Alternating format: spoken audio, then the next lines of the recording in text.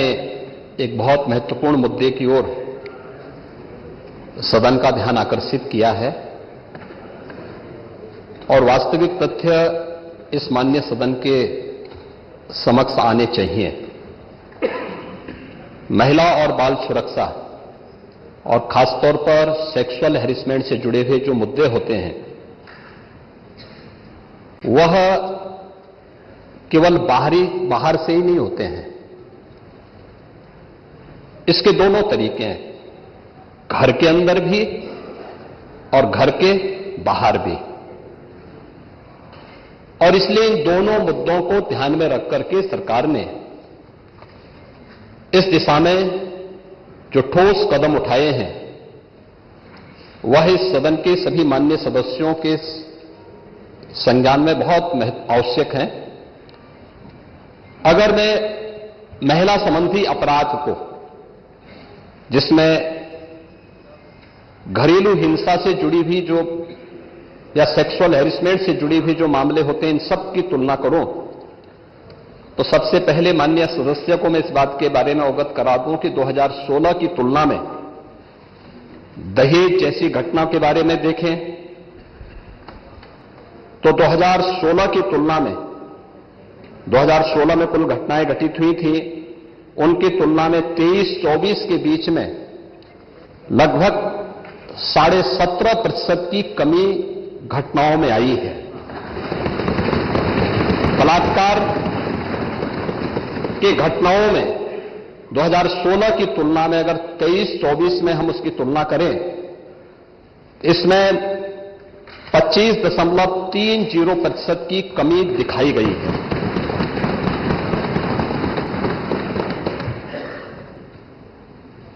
लेकिन अगर हम इन सभी बातों को ध्यान में रखें कि 17 से लेकर के 24 के बीच में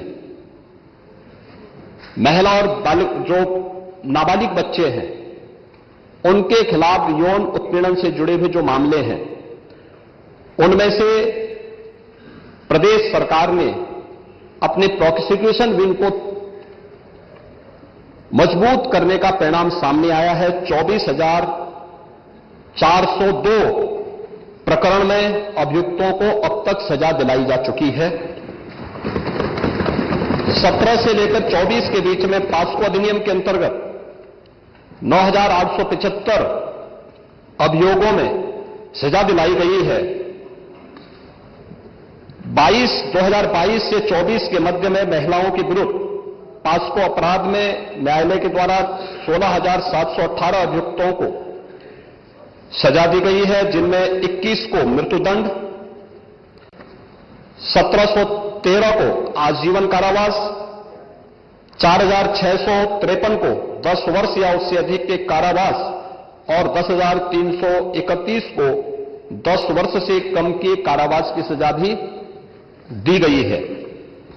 प्रदेश के अंदर अगर हम लोग देखें कि इस दिशा में जो अन्य प्रयास हुए हैं, खासतौर पर भारत सरकार के द्वारा इस प्रकार के मामलों को बहुत ही गंभीरता से लिया जाता है। इसके लिए investigation tracking system for sexual offences के बारे में भारत सरकार ने जो अपना पोर्टल तैयार किया है, इसको हम लोगों ने 2018 में ही, इसलिए सरकारें उसके प्रति उतनी संवेदनशील नहीं थी, लेकिन 17 के बाद से हम लोगों ने इस पर काम प्रारंभ किया और अप्रैल 18 में हम लोगों ने इस पोर्टल को एक्टिव करने के साथ ही इस कार्यक्रम को आगे बढ़ाया है। और अगर इसमें हम देखें कि जो प्रॉपर मॉनिटरिंग, फोकस मॉनिटरिंग जो प्रदेश के अंदर हुई है, उसका परिणाम है कि जो पेंडेंसी थी, ये पेंडेंसी एक दिन की नहीं थी, एक वर्ष की नहीं थी, ये वर्षों से पड़ी हुई थी। महिला संबंधी अपराध से जुड़े हुए मामलों में, बलात्कार के मामलों में, नाबालिगों के साथ जो उनके सेक्सुअल हैरेसमेंट से जुड़े हुए जो मामले थे, वर्षों से पेंडिंग थे। उस पेंडिंग्स को पूरा करने के साथ आज मुझे बताते हुए प्रसन्नता है कि उत्तर प्रदेश देश के उन टॉप 3 राज्यों में है जिन लोगों ने पेंडेंसी को पूरा करते हुए, और देश के अंदर जो पेंडेंसी रेट के आधार पर प्रदेश का देश में द्वितीय स्थान, और इन मामलों को, अपराधियों को सजा दिलाने के मामले में, मामलों के पूरी तरह निस्तारण के मामले में देश के अंदर तीसरे स्थान पर उत्तर प्रदेश है। महोदय, ई प्रोसिक्यूशन में उत्तर प्रदेश देश का सबसे बड़ा राज्य है, लेकिन ई प्रोसिक्यूशन प्रणाली को लागू करने वाला राज्य भी है और इसमें देश के अंदर नंबर 1 स्थान पर यूपी का स्थान है। महिला और बाल अपराध संबंधी अभियोगों के निस्तारण में देश में प्रथम स्थान है। लगभग हमारे 98% से अधिक मामलों का निस्तारण करने में उत्तर प्रदेश आज देश का वह पहला स्थान रखता है। और मैंने जो पहले भी कहा, घरेलू हिंसा से पीड़ित महिला के लिए 181 की एक सर्विस है और 1090 बाहर महिला संबंधी अपराध के लिए जब कोई घटना घटित होती है तो कोई महिला कॉल करती है तो उस पर तत्काल सेवा उन्हें उपलब्ध होती है। इन सबको इंटीग्रेट करने का काम भी 112 के साथ इंटीग्रेट करने, 181, 1090 और 112 को भी इंटीग्रेट करके अगर कहीं भी सूचना आ रही है उस सूचना को संबंधित तक भेजने के साथ ही उसको तत्काल रिलीफ मिल सके, इसके लिए भी यहां पर कार्य किया गया है। यही नहीं, प्रदेश के अंदर एक महिला थाना हर जनपद में स्थापित करने के साथ साथ एक अतिरिक्त थाने की जिम्मेदारी भी महिला थानाध्यक्ष को उपलब्ध करवाया गया है। और हर थाने में जो प्रदेश के अंदर 1585 थाने हैं, इन 1585 थानों में महिला हेल्प डेस्क अलग से बना करके एक व्यवस्था बनाई है। और 2020 से हमारी सरकार पूरे प्रदेश के अंदर मिशन शक्ति के एक अभियान को आगे बढ़ा रही है। मिशन शक्ति के अंतर्गत पिछले 7 वर्ष में हम लोगों ने लगभग 1.5 लाख पुलिस कार्मिकों की भर्ती की है प्रदेश के पुलिस बल में। और मुझे बताते हुए प्रसन्नता है कि 17 के पहले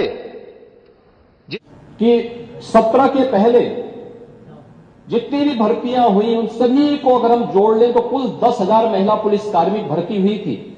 लेकिन 17 से लेकर के 22-23 तक जो भर्तियां हुई, इन भर्तियों में प्रदेश में 20,000 से अधिक महिला पुलिस कांस्टेबल की भर्ती करने में हमें सफलता प्राप्त हुई।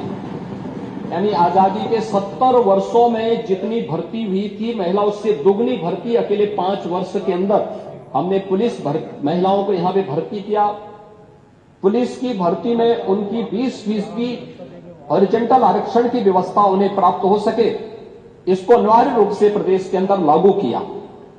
लखनऊ, गोरखपुर और बदायूं में महिला पीएसी की बटालियन के गठन की कार्रवाई को भी आगे बढ़ाया। लेकिन जो पुलिस कार्मिक महिलाएं भर्ती हुई थी वे केवल एक कांस्टेबल के रूप में ऑफिस के कार्य को या थाने तक ही अपने को सीमित न रखें, बल्कि महिलाओं की सुरक्षा के साथ साथ शासन की योजनाओं को महिलाओं तक पहुंचाने के लिए उनकी प्रतिभा का लाभ समाज ले सके, इसके लिए प्रदेश के अंदर 10,000 से अधिक महिला बीट स्टेशन स्थापित किए गए, महिला पिंक बूथ की स्थापना की गई और यह भी व्यवस्था लागू की गई कि ये महिला बीट पुलिस अधिकारी हर मिशन शक्ति के अंतर्गत वहां पर जाएंगी। वहां पर सप्ताह में एक बार जाकर के महिला संबंधी घरेलू हिंसा का हो या बाहर की सुरक्षा से जुड़े हुए कोई मुद्दे होंगे, इन पे तो चर्चा करेंगे ही, इससे संबंधित समाधान भी निकालेंगे। लेकिन इसके अलावा महिलाओं से संबंधित, उनकी सुरक्षा से संबंधित जो भी या उनकी स्किल डेवलपमेंट से संबंधित या उनके स्वावलंबन से संबंधित कौन सी स्कीम केंद्र या राज्य सरकार की है, इनसे भी गांव की महिलाओं को अवगत कराएंगे। और ये मिशन शक्ति का एक कार्यक्रम प्रदेश के अंदर लगातार ये जारी है और इसके बहुत अच्छे परिणाम भी हम सबके सामने देखने को मिले हैं। ये सरकार महिला सुरक्षा के प्रति पूरी तरह गंभीर है और उस गंभीरता का परिणाम ही है कि प्रदेश के अंदर इस सरकार ने आने के बाद सबसे पहले सोहदों पर लगाम कसने के लिए जो कार्रवाई की एंटी रोमियो स्क्वाड का गठन, उसका एक उदाहरण है। और मुझे बताते हुए दुख है कि एंटी रोमियो स्क्वाड का जब हमने गठन किया था, सबसे पहले समाजवादी पार्टी ने इसका विरोध किया था, उसने विरोध किया था। और मुझे बोलने में भी कोई संकोच नहीं है, कि महिला संबंधी अपराध से जुड़े हुए ज्यादातर मामलों में समाजवादी पार्टी से डायरेक्ट या इनडायरेक्ट जुड़े हुए लोग उसमें इन्वॉल्व पाए जाते हैं। और यही नहीं, महिला संबंधी अपराध में ये उस पीढ़ी का प्रतिनिधित्व करते हैं, ये उस पीढ़ी का प्रतिनिधित्व करते हैं जिसने कहा था कि लड़के हैं गलती कर देते हैं। ये महिला सुरक्षा की बात क्या करेंगे? ये महिला सुरक्षा के लिए तो समाजवादी स्वयं ही एक गंभीर खतरा है। और इसीलिए महिला सुरक्षा के बारे में प्रदेश सरकार पूरी तरह सचेत है, सक्रिय है। हर बेटी को भी, हर व्यापारी को भी सुरक्षा। माननीय मुख्यमंत्री जी, आपने बताया इतने को हमने दंडित कराया, तो क्या पूछा गया था कुल कितनी घटनाएं हुई?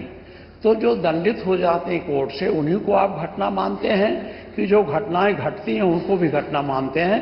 यह स्पष्ट कर दें कुल कितनी घटनाएं घटित हुई। आपने नेता प्रतिपक्ष, मैं आपका सम्मान करता हूं और आप दो बार इस माननीय सदन के अध्यक्ष के रूप में अपनी सेवाएं दिए हैं और आपने पहला प्रश्न किया है आज यहां पर। पहले तो आपके चयन के लिए मैं आपको बधाई देता हूं। ठीक है, अलग विषय है कि आपने चचा को गच्चा दे ही दिया। चचा बेचारा हमेशा ही ऐसे ही मार खाता है, उनकी नियति ही ऐसी है, क्योंकि भतीजा हमेशा भयभीत रहता है। लेकिन आप इस सदन के एक वरिष्ठतम सदस्यों में से हैं, आपका मैं सम्मान करता हूं। मैंने आपको पहले भी बताया कि 24,000 जो महिला संबंधी अपराध थे प्रदेश के अंदर 2016 में अगर हम देखेंगे तो बलात्कार की जो घटनाएं घटित हुई थी वह 1838 हुई थी। लेकिन अगर मैं 24 के अंदर की घटना बताता हूं, इनकी संख्या है 1373। और मुझे लगता है ये घटनाएं बताती है 25% से अधिक की कमी इस बारे में बताती है कि अपराधी आबादी तो बढ़ी होगी इस दौरान, और आबादी बढ़ने के क्रम में अपराध कम हो रहा है, नियंत्रित हो रहा है। लेकिन जो मैंने कहा, महिला संबंधी अपराध दोनों प्रकार के होते हैं, घर के अंदर भी होते हैं और घर के बाहर भी होते हैं। दोनों के लिए सरकार ने उस प्रकार की सेवाएं भी उपलब्ध की हैं। घरेलू हिंसा से संबंधित मामलों में 181 की सेवा है। घर के बाहर की सुरक्षा के बारे में जागरूकता पैदा करने के लिए और उन्हें सुरक्षा उपलब्ध कराने के लिए तत्काल वो कॉल कर सके, इसके लिए 1090 की सेवा उन्हें उपलब्ध कराई गई है। लेकिन साथ साथ क्विक रिस्पांस टीम 112 इन दोनों के साथ इंटीग्रेट करके अगर कहीं भी कोई अपराध होता है, अगर इन तीनों में से किसी को भी कॉल करेंगे तो वहां पर आपको सेवा उपलब्ध होगी इसके बारे में। लेकिन इस पे समय पे चार्जशीट दाखिल करना, डिस्ट्रिक्ट मॉनिटरिंग कमेटी की बैठक के साथ जुडिशरी के साथ बेहतर तालमेल बना करके इस प्रकार के मामलों में समय पे अपराधियों को सजा दिलाने के लिए एक प्रोसिक्यूशन को आगे बढ़ाना और अपराधियों को सजा दिला दी जाए, यह महत्वपूर्ण है। उसी का परिणाम है जो मैंने आपको पहले बताया कि अगर महिला संबंधी जो उनके महिलाओं के विरुद्ध और पास्को संबंधित अपराधों में अब तक हम लोगों ने 16,718 अभियुक्तों को अब तक सजा दिलाई है। इसमें से अगर आप देखेंगे कि 21 को हम लोगों ने मृत्युदंड, 1,713 को आजीवन कारावास, 4,653 को 10 वर्ष या उससे अधिक का कारावास और 10,331 को 10 वर्ष से कम की कारावास की सजा दिलाई है। ये जो अपराध जिन अपराधियों की सजा दिलाई गई है, इसमें आप देखते होंगे अक्सर समाचार पत्रों में आता है कि 1 महीने के अंदर दुष्कर्मी को सजा दिलाई गई। ये प्रोसिक्यूशन को फास्ट करने, समय पे चार्जशीट दाखिल करने का परिणाम है। नहीं तो होता क्या है, जब हम लोग इसमें लापरवाही बरतते थे, सरकार संज्ञान नहीं लेती थी, विभाग संज्ञान नहीं लेता था, लोकल स्तर पर संज्ञान नहीं लिया जाता था, अपराध बढ़ते थे। और फिर इनको हल्केपन से लेने का दुष्परिणाम क्या होता था कि हर ऐसा अपराधी स्वच्छंद होकर के अपराध भी करता था और फिर समाज उसके बारे में देखते हुए भी उसके खिलाफ कार्रवाई नहीं कर पाता था। लेकिन आज अपराधी के मन में भय है और उस भय का परिणाम आज हम सबके सामने देखने को मिल रहा है कि उत्तर प्रदेश का जो ई प्रोसिक्यूशन पोर्टल है वो देश के अंदर नंबर 1 पर है और उत्तर प्रदेश इस मामले में ऐसे अपराधियों को सजा दिलाने के लिए, महिला संबंधी अपराधियों को, जो भी ऐसे अपराधी हैं उनको सजा दिलाने में उत्तर प्रदेश देश के अग्रणी राज्यों में है। प्रश्न संख्या 2 श्री प्रधान। नहीं, श्री प्रधान नहीं, कोई डिबेट नहीं हो रही, होगा माननीय नेता प्रतिपक्ष ने पूछ लिया। आपने मुझे एक महत्वपूर्ण विषय पर अनुपूरक पूछने का मौका दिया। इसमें 3 माननीय सदस्य हैं, इसीलिए सीधा प्रश्न पर आइए क्योंकि तीनों सदस्यों को अवसर दिया जाए। सर, चूंकि जो नमामि गंगे का नहीं, आप पूछो। आज पूरे प्रदेश में सर हर घर नल योजना का जो कार्य संपादित है प्रदेश सरकार द्वारा, पूरे गांव की जो सड़कें, चाहे वो लोहिया गांव के द्वारा बनाई गई हो, जनेश्वर मिश्र ग्राम योजना के तहत बनाई गई हो, अम्बेडकर गांव के तहत बनाई गई, विधायक सांसद नीति बना, किसी भी योजना के तहत बनाई गई हो, पूरे गांव को, पूरे उत्तर प्रदेश की गांव गलियों को खोदने का काम नमामि गंगे की कार्यदायी संस्थाओं द्वारा किया गया। अब जो सरकार कह रही है कि हम जनता को निःशुल्क पानी देने का काम करेंगे, तो इससे संबंधित मेरे 2-3 विषय हैं सर, उनके आपके माध्यम से मैं माननीय मंत्री जी से जवाब चाहूँगा कि जो आपने जो हमारे प्रश्न के जवाब में प्रश्न में आपने जो जवाब दिया है कि 2024 तक पानी आप दे पाएंगे, दे देंगे दिसंबर तक। अब वो दे पाएंगे नहीं दे पाएंगे तो आने वाला समय बताएगा। मेरा जो पहला अनुपूरक है कि माननीय मंत्री जी यह बताने की कृपा करें कि आपके विभाग द्वारा जो सड़कें खोदी गई हैं, क्या उन्हें पुनः उसी तरह बनाएंगे कि नहीं बनाएंगे, और अगर आप बनाएंगे तो क्या उसकी समय सीमा कोई निर्धारित है कि अगर आपने 2020 में खोदा है तो वो 24 में बनेगी कि 27 में बनेगी कि 26 में बनेगी? पहले तो मेरा अनुपूरक ये है कि उसके लिए कोई समय सीमा है कि नहीं है। दूसरा जो माननीय अनुपूरक है आपके माध्यम से कि जनता को शुद्ध पेयजल की व्यवस्था की बात आपने कही है, तो मेरा ये पूछना है कि क्या जो आप पानी देने जा रहे हैं, दे पाएंगे नहीं दे पाएंगे तो समय बताएगा, पर जो आपकी योजना है क्या जो पानी देंगे तो वो निःशुल्क देंगे कि उसका पैसा लेंगे?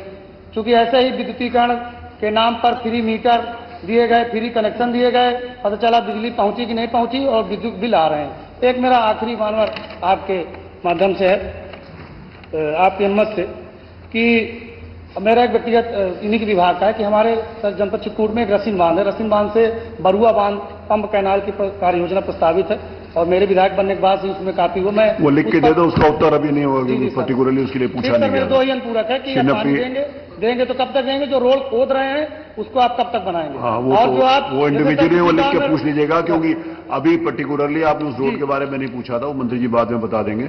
श्री मोहम्मद फहीम इरफान। बहुत शुक्रिया मुझे पूरा पूछने का मौका दिया। सबसे पहले मैं आपका धन्यवाद व्यक्त करता हूं और आपकी सेहत की कामना करता हूं, अल्लाह ताला आपको सेहत अता फरमाए। मैं माननीय मंत्री जी से पूछना चाहूँगा कि जो योजना चल रही है उस योजना में माननीय मंत्री जी सबसे पहले नल की व्यवस्था होती थी। नल से क्योंकि लोगों को पानी मिल जाता था और लोगों को उस व्यवस्था में काफ़ी आसानी हो जाती थी, तो पहले तो नल की व्यवस्था। और देखिए, आज उत्तर प्रदेश का जो अनुपूरक बजट है वो पेश किया जाएगा। सीएम योगी ने अखिलेश यादव पर तंज कसा, माता प्रसाद पांडे को नेता प्रतिपक्ष बनने पर जमकर तंज कसा गया। आपने सुना मुख्यमंत्री योगी आदित्यनाथ ने किस तरीके से शिवपाल को लेकर तंज कसा कि आखिरकार चचा को गच्चा दे ही गए। सीएम योगी ने अखिलेश यादव पर तंज कसा, समाजवादी पार्टी पर तंज कसते हुए कहा जिस तरीके से माता प्रसाद पांडे को बनाया गया है विधानसभा में नेता प्रतिपक्ष, मुख्यमंत्री योगी ने कहा कि अपने चाचा को ही गच्चा दे गए अखिलेश यादव।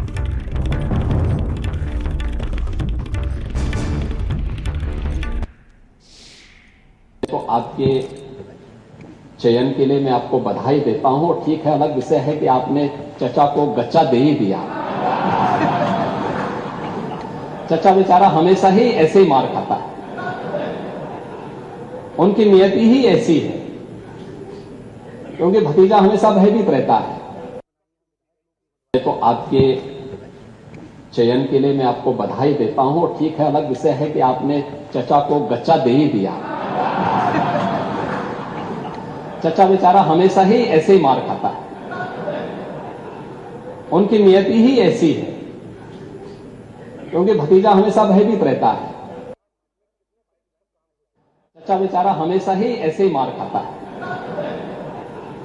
उनकी नियति ही ऐसी है, क्योंकि भतीजा हमेशा भयभीत रहता है। तो आपके चयन के लिए मैं आपको बधाई देता हूं। ठीक है, अलग विषय है कि आपने चचा को गच्चा दे ही दिया।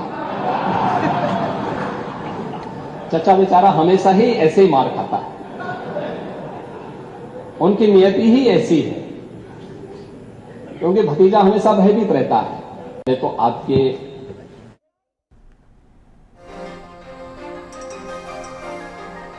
यूपी विधानसभा के मानसून सत्र का दूसरा दिन है और विधानसभा को जैसे ही संबोधित किया सीएम योगी ने, आपने सुना कि किस तरीके से तंज कसा अखिलेश यादव पर, कहा कि चचा को आखिरकार गचा दे दिया गया। शिवपाल यादव पर बड़ा तंज था और उन्होंने कहा कि चाचा हमेशा ही ऐसे मार खाता है क्योंकि भतीजा अखिलेश यादव चाचा से भयभीत रहता है।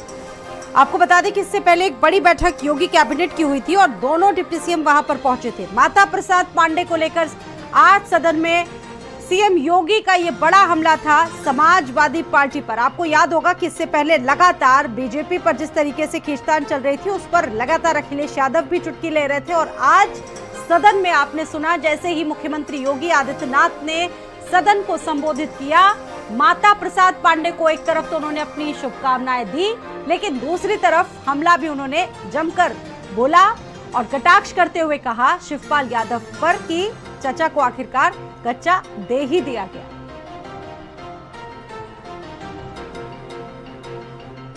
तो योगी सरकार 2024 और 25 का ये पहला अनुपूरक बजट है जो करीब 30,000 करोड़ रुपए का हो सकता है। सरकार प्रयागराज कुंभ की तैयारी के लिए धनराशि को आवंटित करेगी और अलग अलग विभागों की जो जरूरी परियोजनाएं हैं उस पर भी ये सप्लीमेंट्री बजट बेहद महत्वपूर्ण है। और विधायक आराधना मोना मिश्रा इस वक्त क्या कुछ कह रही है सदन में, सुनते हैं। पे सवाल उठता है और अभी कुछ दिन पहले दुखद घटना मथुरा में हुई कि पानी की टंकी बनी और कुछ ही महीनों के, एक महीने के अंदर वो पानी की टंकी भरभरा करके गिर गई, क्योंकि उसमें एक की जान भी चली गई। तो मैं कहीं ना कहीं ये जो जिस तरह से या तो जो सबलेट किए जा रहे हैं, टेंडरिंग हो रही, क्या किसी विशेष ठेकेदारों को सुविधा देने के लिए इस तरह की, या विशेष जगह से आए निर्यात किए गए ठेकेदारों को, विशेष प्रदेश के ठेकेदारों को सुविधा देने के लिए ये किया जा रहा है?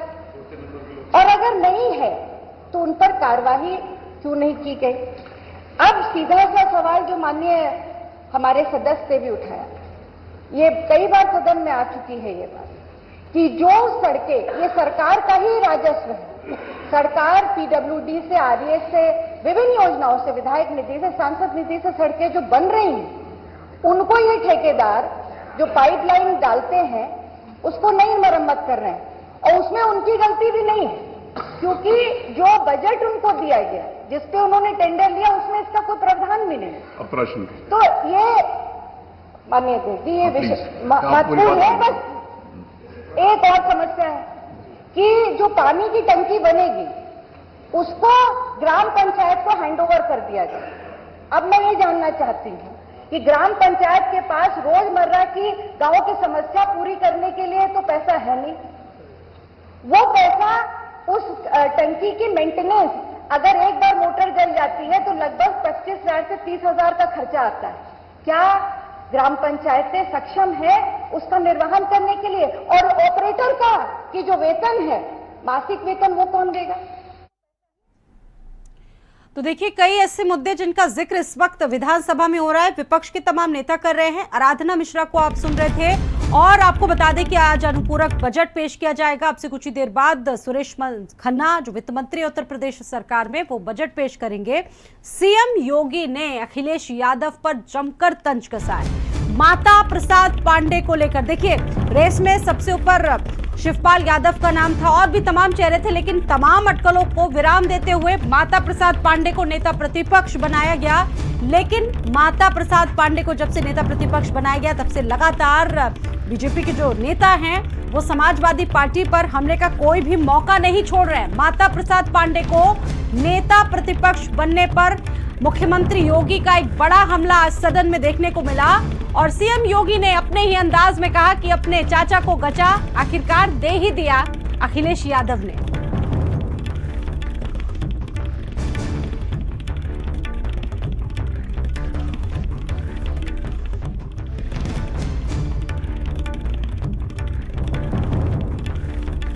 विधानसभा में योगी आदित्यनाथ बोले कि अपने चाचा को ही गचा दे दिया गया और नेता प्रतिपक्ष से कहा कि चाचा हमेशा मात खाता है क्योंकि भतीजा भयभीत है। यूपी विधानसभा के मानसून सत्र का दूसरा दिन है। आज सीएम योगी ने विधानसभा को संबोधित किया और बड़ा हमला समाजवादी पार्टी और नेता अखिलेश यादव के लिए भी उन्होंने बोला। और इस वक्त भारत समाचार पर आईपी सिंह जी हमारे साथ जुड़ चुके हैं। आईपी सिंह जी, बहुत स्वागत है। एक तरफ तो आज सदन में अनुपूरक बजट पेश किया जा रहा है और लेकिन दूसरी तरफ हमले लगातार हो रहे हैं। जब से माता प्रसाद पांडे को चुना गया है नेता प्रतिपक्ष की कुर्सी के लिए, जैसे ही सदन की शुरुआत हुई, मुख्यमंत्री योगी आदित्यनाथ ने एक बड़ा हमला किया आपकी पार्टी पर। क्या कुछ कहेंगे सर? देखिए, बीजेपी के अंदर जिस तरह की सिरफुटअव्वल है, बीजेपी जिस तरह से ढहती हुई एक कहा जाए एक महल है और डूबता हुआ बीजेपी एक जहाज है। उस जहाज से हर कोई कूदकर बाहर भागना चाहता है। दो उप मुख्यमंत्री, दो कैबिनेट मंत्रियों को मुख्यमंत्री बनाया गया है। मुख्यमंत्री की बैठकों में वे नहीं जाते। लगभग 2 महीने होने जा रहे को 2 महीने पूरे हो जाएंगे नई सरकार बने हुए, और जो हार है उससे बीजेपी उबर नहीं पा रही है।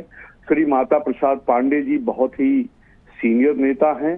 इस नाते बीजेपी को लगता है कि हमारे वोट बैंक में समाजवादी पार्टी कैसे इंटर कर सकती है, इसलिए मुख्यमंत्री जी की ये बौखलाहट है। मुख्यमंत्री जी अपने को असुरक्षित महसूस कर रहे हैं और कहीं न कहीं बीजेपी और आरएसएस की जो समन्वय की बैठक हुई है उसमें बीजेपी किसी दलित नेता को मुख्यमंत्री बनाने का लगभग उनकी तैयारी पूरी हो गई है। पूरा का पूरा ये मंत्रिमंडल बदलने जा रहा है। तो शायद योगी आदित्यनाथ जी का ये आखिरी सत्र हो, आखिरी सदन का सत्र हो। वो 7.5 वर्षों से उत्तर प्रदेश में मुख्यमंत्री हैं। मठ मंदिर और ये कांवड़िए से ऊपर वो कभी वो उठ नहीं पाए। 10 लाख करोड़ के इन्वेस्टमेंट की उन्होंने बात करी। 10,000 रुपए का इन्वेस्टमेंट उत्तर प्रदेश में नहीं आया। बहन बेटियों की इज्जत उत्तर प्रदेश में सुरक्षित नहीं है, किसी नागरिक की इज्जत सुरक्षित नहीं है। उत्तर प्रदेश में बिजली नहीं आती है, उत्तर प्रदेश में लेकिन मौके तो आप लोगों ने भी नहीं छोड़े, सवाल तो आप लोगों ने भी उठाए बीजेपी की खींचतान पर। बहुत बहुत धन्यवाद आईपी सिंह जी, सपा प्रवक्ता जुड़े हुए थे।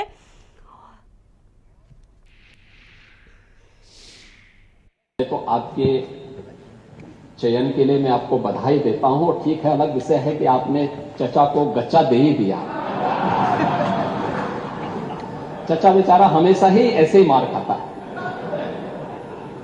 उनकी नियति ही ऐसी है, क्योंकि भतीजा हमेशा भयभीत रहता है। तो आपके चयन के लिए मैं आपको बधाई देता हूं। ठीक है, अलग विषय है कि आपने चचा को गच्चा दे ही दिया। चचा बेचारा हमेशा ही ऐसे ही मार खाता है, उनकी नियति ही ऐसी है, क्योंकि भतीजा हमेशा भयभीत रहता है। तो आपके चयन के लिए मैं आपको बधाई देता हूं। ठीक है, अलग विषय है कि आपने चचा को गच्चा दे ही दिया। चचा बेचारा हमेशा ही ऐसे ही मार खाता है, उनकी नियति ही ऐसी है, क्योंकि भतीजा हमेशा भयभीत रहता है। तो देखिए, इस वक्त उत्तर प्रदेश में सियासत लगातार तेज है। चाहे बीजेपी में खींचतान पर लगातार समाजवादी पार्टी की चुटकी लेने की बात हो या फिर माता प्रसाद पांडे को विधानसभा में नेता प्रतिपक्ष बनाने को लेकर हो, लगातार दोनों तरफ से जो जवाबी हमले हैं वो हो रहे हैं। इससे पहले अखिलेश यादव लगातार चुटकी ले रहे थे बीजेपी पर, लेकिन आज जैसे ही मॉनसून सत्र में दूसरे दिन में सदन को मुख्यमंत्री योगी आदित्यनाथ ने संबोधित किया, नेता सदन ने जैसे ही संबोधित किया, शुरुआत में ही उन्होंने समाजवादी पार्टी पर बड़ा हमला बोला और कहा कि आखिरकार चचा को गच्चा दे ही दिया भतीजे ने। भतीजा जिस तरीके से भयभीत होता है। मौका था विधानसभा के मॉनसून सत्र का, दूसरा दिन है जहां यूपी का सप्लीमेंट्री बजट पेश होने जा रहा है। अब से कुछ ही देर बाद वित्त मंत्री उत्तर प्रदेश की तमाम योजनाओं को लेकर भविष्य की प्लानिंग बताएंगे। किस विभाग में किस योजना पर कितना रुपया खर्च होना है, ये सारी चीजें अब से कुछ ही देर बाद क्लियर होगी, जहां पर सदन में महत्वपूर्ण विधेयक रखे जाएंगे। और उससे पहले सीएम योगी आदित्यनाथ ने अखिलेश यादव और उनकी पार्टी पर बड़ा हमला किया। इससे पहले भी केशव प्रसाद मौर्य लगातार कह चुके हैं, ब्रजेश पाठक भी लगातार कह चुके हैं और भी बड़े नेता लगातार ये कह चुके हैं कि पीडीए समाजवादी पार्टी का कहा है। जिस पीडीए की बात समाजवादी पार्टी करती थी, अखिलेश यादव करते थे, आज उसी पीडीए को धोखा दे दिया और माता प्रसाद पांडे को विधानसभा में नेता प्रतिपक्ष की कुर्सी दे दी गई।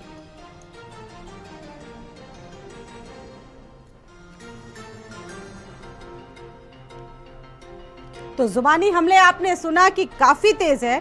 इससे पहले योगी कैबिनेट की बैठक हुई, दोनों डिप्टी सीएम बैठक में पहुंचे और आज ये माना जा रहा है कि 30,000 करोड़ का जो सप्लीमेंट्री बजट है वो सदन में पेश किया जाना है।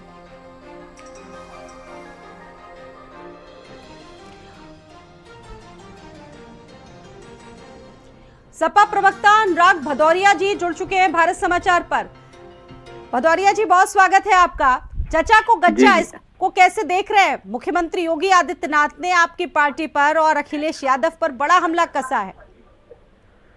अब इसको आपके हिसाब से तंज है या क्या है मुझे नहीं पता जी। लेकिन मुझे इतना पता है कि समाजवादी पार्टी ने बहुत अच्छा फैसला लिया है। समाजवादी पार्टी के विधायकों ने बहुत अच्छा फैसला लिया है जी। पूरा उत्तर प्रदेश खुश है, पूरे कार्यकर्ता खुश हैं कि एक सबसे अच्छे व्यक्ति को लीडर अपोजिशन बनाया गया है जी। हो सकता है कि भारतीय जनता पार्टी को उनके बनने से तकलीफ हो रही हो, उनको लग रहा हो कि भाई उनके अगर अब ये बन गए पीडीए को धोखा दे दिया आप लोगों ने। अखिलेश यादव ने अपने चचा को ही धोखा दे दिया, शिवपाल यादव को ही धोखा दे दिया। देखिए हमारे थे जी। मुझे लगता है कि ये जो बातें हैं कि किसको धोखा किसको नहीं धोखा, जनता को धोखा कौन दे रहा है ये बताइए ना। उत्तर प्रदेश की जनता को धोखा कौन दे रहा है? उत्तर प्रदेश की जनता ने भारतीय जनता पार्टी सरकार को चुना, तो उत्तर प्रदेश की जो जनता है, युवा है, छात्र हैं, महिलाएं हैं, किसान, उनको धोखा कौन दे रहा है? उनको जो धोखा मिल रहा है उसके बारे में कब बात होगी? जिस तरह से गच्चा उनको मिला है छात्रों को, उनके कई पर्चे लीक हो जाते हैं जो यहाँ। बहुत बहुत धन्यवाद अनुराग भदौरिया जी जुड़ने के लिए। तो इसी प्रश्न में वो प्रश्न खत्म हो चुका है। इसी प्रश्न में हमारी ओर इशारा किया था। हाँ। मैं इसलिए मैं बोल रहा हूँ, मेरा नाम भी लिया है। वो आपको बहुत लेट याद आया। नहीं, खत्म हो चुका है। मैं जाग को तभी गया फिर कहाँ थे अभी तक? ऐसा नहीं है, लेकिन आपने समय नहीं। आप कहाँ खड़े हुए? उसी समय में समय देता हूँ। मैं सोच रहा था आप उठोगे, लेकिन आप उठे नहीं। नहीं, आपने हमारी तरफ निगाह ही नहीं करी। अरे हमारी कहीं पे निगाहें, कहीं पे निशाना, इसीलिए आजाद मुझे आपकी तरफ नहीं देखा। तो देखिए हमें गच्चा नहीं मिला है। देखिए पांडे जी बहुत सीनियर है। ठीक है, बहुत सीनियर है और हम लोग देखिए समाजवादी हैं और समाजवादी के साथ साथ आपकी तरफ से भी हमने कुर्सी का कहीं न कहीं इशारा किया था, हमें वहां पर बैठाला गया था, उसके बाद यहाँ पर बैठे और यहाँ के बाद हम यहाँ पर बैठे। इसके बाद यहाँ बैठ गए हैं। मेरी शुभकामनाएं और आगे के लिए। मैं कहना चाहते हैं 3 वर्ष में आपके संपर्क में रहे तो गच्चा तो आपने भी किया।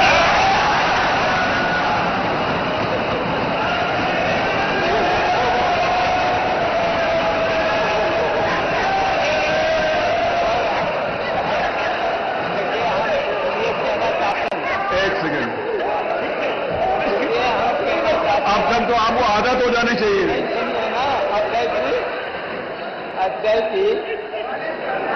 अजय जी, जब आपने आपने गच्चा दिया तो उत्तर प्रदेश इस चुनाव में पीछे रह गया, बहुत पीछे चला गया। समाजवादी पार्टी आगे हो गई। और फिर अब देख लेना, 27 में समाजवादी पार्टी फिर से हरा देगी और आपके जो deputy minister deputy chief minister हैं वो आपको फिर गच्चा देंगे। प्रश्न संख्या 5 श्री महबूब अली मनीष। आदरणीय अध्यक्ष जी, प्रश्न आपके सामने होगा और मैंने जो प्रश्न किया था मुझे लगता है कि हमारे मंत्री जी ने या तो सही से पढ़ा नहीं, और पढ़ा होता तो शायद उत्तर उसके विपरीत नहीं मिलता। सीधा है, आप देख लीजिए, कहीं मैंने आच्छादित का जिक्र नहीं किया। मैंने बेरोजगारों का जिक्र किया है। बेरोजगार टीचरों को किस तरह से समायोजन करेंगे, क्यों हटा दिया गया, उसके बारे में बात किया। लेकिन आज आप कह रहे हैं कि 21,126 टीचर हैं, ये भी आंकड़ा गलत है। वो भी 24,523 है। 10 लाख स्टूडेंट हैं, 7,292 मदरसों से ताल्लुक रखते हैं। 2008 में scheme for providing quality education in madrasa के नाम से ये योजना बनाई थी और योजना में स्पष्ट था गणित, विज्ञान और हिंदी, अंग्रेजी मदरसों के अरबी, उर्दू, फारसी के अलावा के इसका भी ज्ञान बच्चे प्राप्त कर लें। इस मकसद से योजना बनाई थी, लेकिन आपने दूसरे प्रश्न में कह दिया कि ये योजना 21-22 तक बनाई थी। मैंने पूरी गाइडलाइन पढ़ी है, उसमें कहीं जिक्र नहीं है कि 21-22 तक की योजना थी। ये योजना लेकिन बंद कर दी गई। अगर योजना 21-22 तक की थी तो आज 2024 को प्रदेश सरकार ने क्यों बंद की? 21-22 में क्यों प्रदेश सरकार ने बंद कर दिया था? उसी वक्त बंद हो जाना चाहिए था। इसलिए स्पष्ट है, प्रधानमंत्री जी ने भी कहा है, आदरणीय प्रधानमंत्री जी ने स्पष्ट कहा है कि तो देखिए, आप सुन रहे हैं सदन की कार्यवाही को, चाचा और गच्चा। जिस तरीके से मुख्यमंत्री योगी आदित्यनाथ ने शिवपाल यादव को लेकर, समाजवादी पार्टी को लेकर बड़ा तंज कसा है, और दूसरी तरफ कुछ देर बाद ही सही शिवपाल यादव ने बहुत करारा जवाब दिया है समाजवादी पार्टी के साथ। उन्होंने कहा है बीजेपी को कि जिस तरीके से ये सारी बातें सामने आई हैं, आपने भी तो 3 साल से हमको एक बड़ा गच्चा दिया है। माता प्रसाद पांडे को नेता प्रतिपक्ष बनाया गया, उस पर तंज कसा गया था मुख्यमंत्री योगी आदित्य की तरफ से। तो लगातार जो जुबानी जो हमले हैं वो किए जा रहे हैं। संजय चौहान हमारे साथ जुड़ चुके हैं इस खबर पर।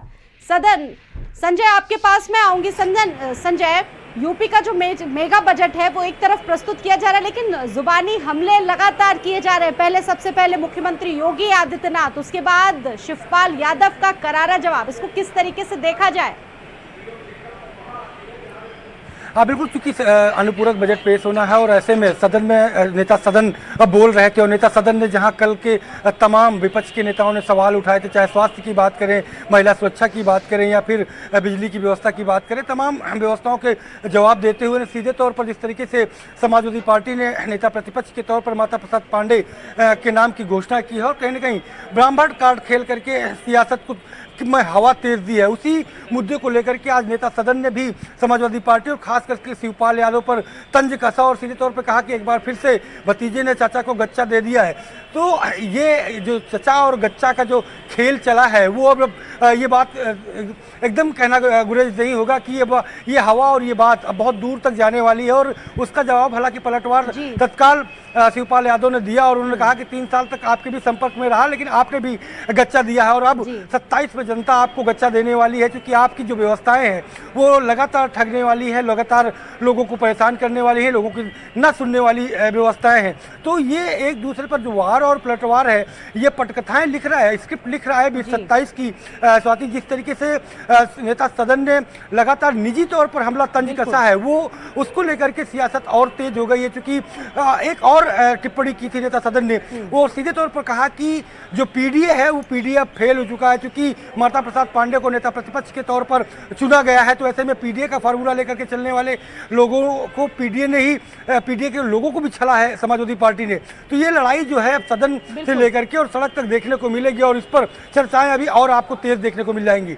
बिल्कुल, बीजेपी में जिस तरीके से सियासी खींचतान चल रही थी, लगातार अखिलेश यादव चुटकी ले रहे थे, और आज जिस तरीके से ये पूरा जो नजारा हुआ है, ये कहा जाए संजय इस वक्त सियासत अपने हाई वोल्टेज पर है। उत्तर प्रदेश सबसे बड़ा सूबा, यहाँ के मुद्दे बहुत महत्वपूर्ण, एक तरफ लोकसभा में भी गूंजते हैं, और आज जिस तरीके से सदन का नजारा देखने को मिला है, बहुत कुछ देखने को मिला आज। तो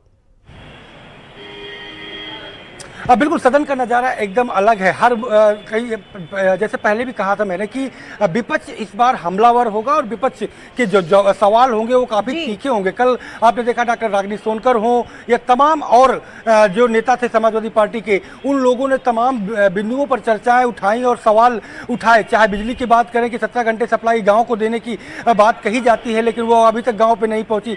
स्वास्थ्य मुद्दे को लेकर के बेहद संजीदगी से सवाल उठाए गए और तमाम जो सवाल है, चाहे दवा से लेकर के दवा वितरण, स्ट्रेचर से लेकर के एडमिट होने तक की व्यवस्थाओं को लेकर के, तो उसका जवाब भी डिप्टी सीएम ब्रजेश पाठक ने दिया। हालांकि काफी तल्ख माहौल देखने को मिला, लेकिन आज जिस तरीके से नेता सदन का अपना अभिभाषण था बजट के पहले और उनके अभिभाषण के दौरान जिस तरीके से उन्होंने समाजवादी पार्टी और खास करके शिवपाल यादव को निशाना बनाया, उससे कहीं ना कहीं चर्चाएं और सरगर्मियां सियासी गलियारों में तेज नजर आ रही है कि चचा को एक बार फिर से बैकफुट में ढकेलने का प्रयास हमले होंगे। और उत्तर प्रदेश की सियासत इस वक्त पूरे हाई वोल्टेज नजारे में देखी जा रही है। फिलहाल रुक रहे एक छोटे से ब्रेक के लिए, कहीं मत जाइएगा, जल्द लौटेंगे।